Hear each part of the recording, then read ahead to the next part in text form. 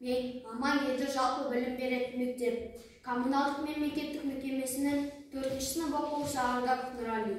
Жетекшім Даутова Динара Емекбаевна. Көз. Автор Абай Құнанбаев.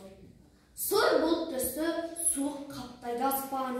Көз болып, дымқыл тұман жерді басқан. Білмеймін, тойған ма, тоңған ма. Жылқы ойнап бие қашқан, тай жарысқан. Жасыл шөп, бәйшекшек жоқ бұрынғыдай. Жастар, күлмес, жүгірмес бала шулай. Қайыршы шалын кемірдей түсті кетіп, жапырынан айырған ағаш қурай.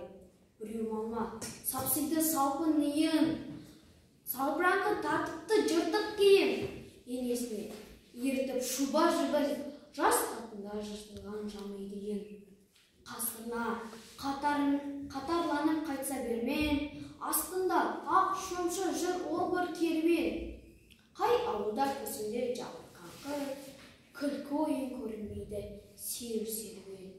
Кемпір шал, құржан қағып бала бүрсен, күнісіз қара суық қырда жүрсен, кемік сүйек, сорпа су тимеген соң, үйде ит жоқ, тышқан аулап қайда көрсен. Күзеу тозған, оты жоқ елдің маны, тұман болар, жел соқса шаң тозаны. От жақпаған үйінің сыры қашып, ыстан орыққан қазақтың құрсын заны.